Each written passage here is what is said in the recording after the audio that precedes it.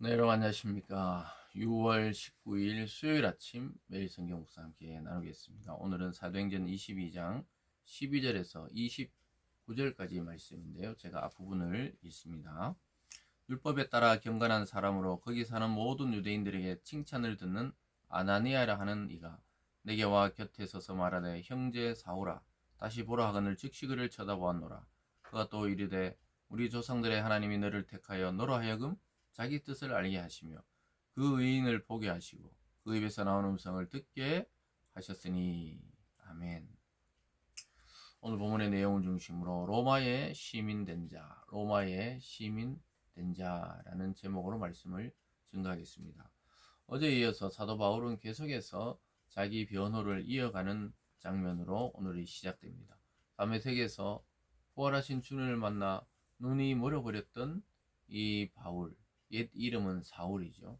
이 사울의 눈을 뜨게 한 자가 아나니아라는 주님의 복음에 들은 제자였고, 또 그가 주님의 명령에 따라서 또 성령에 이끌려서 그를 만나서 기도해 줬을 때 즉시 눈이 떠졌다는 그러한 이야기를 하고 있습니다. 그러면서 그가 사울에게 바울에게 그 소명이 앞으로 어떻게 될 것인지를 전해주는 장면으로 오늘 본문이 시작합니다.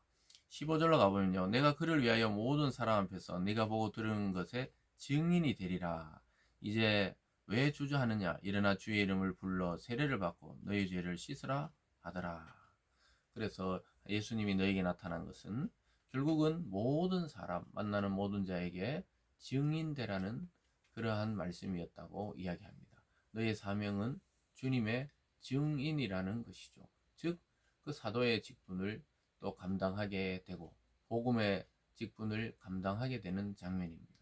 그래서 사도 바울은 주님의 증인으로 일생 살아가게 되는 것이죠. 그래서 우리가 성도라는 또 다른 이름은 우리들은 주님의 증인입니다. 증인. 증인의 특징은 뭡니까? 본 그대로, 들은 그대로 전달하는 거예요. 자기 생각이나 자기 감정을 가미하는 것이 아니라 주님을 만난 그 모습, 또 그 내용, 또 그리고 그것에 대한 진리를 그대로 전달하는 것이죠.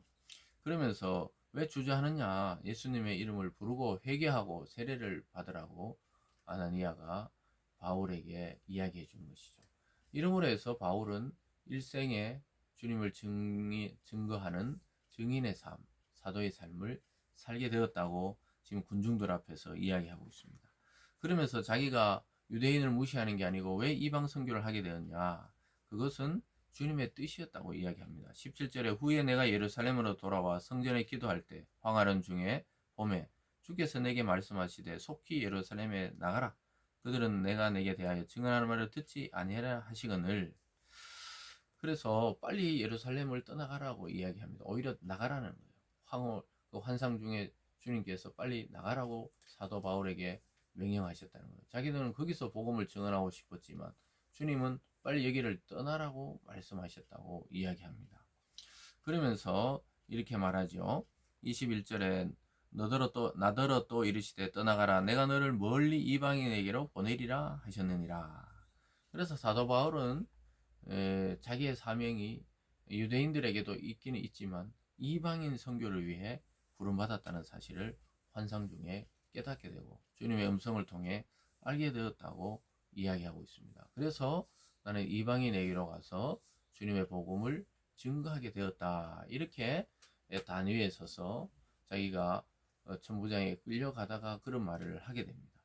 이 말을 들은 유대인의 반응은 정말 더 악마화되죠. 완전히 달려들어서 그를 죽이려고 합니다. 22절에 보면요.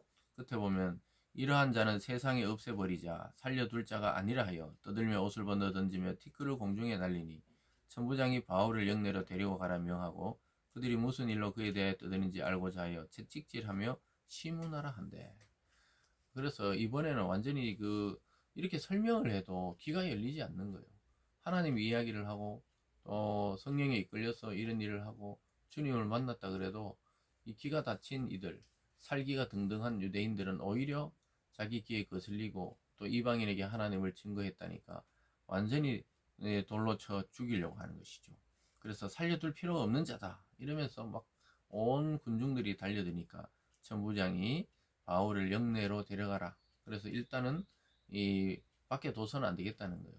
그래서 일단 들어가서 무슨 일에 대해서 이렇게 소란이 일어났는지 바울을 심문해보라. 채찍질해서 때리고 심문해서 알아내라고 명령하는 모습으로 요 사건이 끝나는 것처럼 보이는데, 이때 바울이 이야기하기를 자기는 로마의 시민권이 있는 로마의 시민된 자라는 것을 백부장에게, 그러니까 천부장이 아닌 자기를 심문하는 백부장에게 먼저 말을 하고, 백부장이 천부장에게 가서 보고하면서 그들이 좀 두려워요. 왜냐, 로마 시민은 그 신문 즉 재판 없이 바로 처형하거나 심문하거나 채찍질하면은 위법이기 때문에 그렇습니다.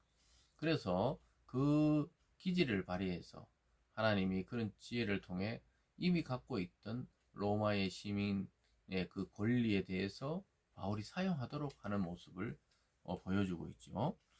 거기 보면요, 25절이죠. 가죽줄로 바울을 매니 바울이 곁에 서 있는 백부장들이 이르되 너희가 로마 시민된 자를 죄도 정하지 아니하고 채찍질할 수 있느냐 하니, 백부장이 듣고 가서 천부장에 전하여 이르되 어찌하려느냐, 이는 로마 시민이라 하니, 천부장이 와서 바울에게 말하되 내가 로마 시민이냐, 내게 말하라. 이르되 그러하다.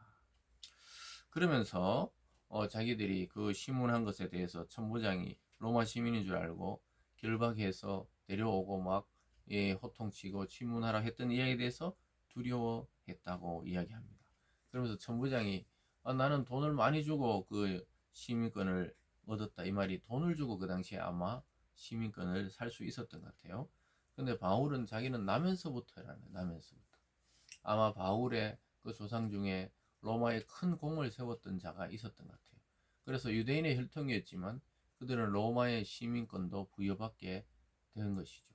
그래서 그 당시 로마의 시민권자라는 것은 대단한 그래도 힘을 가질 수 있었던 것 같아요. 그래서 그것을 사용해서 위기와 또 신문에서 벗어나는 것을 볼 수가 있습니다. 여러분, 오늘 이 말씀을 통해 우리가 복음을 정당하게 전하고 또 가장 적절하게 설명을 해도 이 군중들의 반응은 오히려 그를 없애버리려고 하는 쪽으로 흘러간다. 여러분, 이것이 우리가 벌이는 영적 전쟁의 현실입니다. 사람을 볼 것이 아니라 그 뒤에 역사하는 마귀와 또 그 졸개들인 귀신들이 사람들의 마음을 꽉 붙잡고 있고 충동하고 있고, 또 오히려 이 천국과 복음 또 하나님 예수 그리스도를 전할 때 좋아할 것 같지만 굉장히 막 알러지 반응이라 하죠. 완전히 오히려 반대하고 핍박하고 이런 쪽으로 흘러가는 경우가 더 많다는 것입니다. 그래서 우리는 영적인 전쟁이 실제로 있다는 사실에 오늘 이 바울의 사건을 통해 눈을 뜰 필요가 있습니다. 그러나 바울은 로마 시민된 자로 이렇게 하면서 벗어났지만 우리는 하늘 시민권을 가진 자로서 당당히 우리 뒤에는 예수와 성령과 하나님 이 삼위일체 하나님께서 우리를 지키고 보호한다는 사실을 깨닫고 우리가 담대히 복음을 증거할 수가 있어야 하는 것입니다. 사랑하는 여러분, 생명을 위협당하는 그 위기 속에서도 하나님께서 살려내시는 방법이 하나님께는 있다는 거예요. 이미 바울은 로마의 시민된 자로 살아왔던 거예요. 그것을 오늘 지혜를 통해 사용하게 하셨던 것이죠. 그래서 우리가 하나님의 뜻과 인도하심을 신뢰하면서 때로는 나의 계획과 나의 방법을 내려놓을 줄 아는 그런 지혜가 있어야 할 것입니다. 오늘도 말씀 속에 승리하는 우리들이 되기를 바랍니다. 기도하겠습니다. 사랑의 하나님 아버지, 바울은 그 고통스러운 핍박 속에서도 오히려 그들을 생각해서 복음을 전했지만 그들의 반응은 더 악랄하게 바울을 죽이려는 쪽으로 흘러가고 있습니다. 하나님 아버지, 그러나 하나님은 이미 로마 시민 된 자인 바울 그 권리를 통해 구원해 내시고 보호하시는 것을 보게 됩니다. 하나님, 오늘 또 우리도 내 뜻과 내 계획과 내 방법이 아니라 하나님의 뜻과 하나님의 계획을 따라 살아가는 참된 성도 되게 하여 주시옵소서. 감사드리며 예수님 이름으로 기도드리옵나이다. 아멘.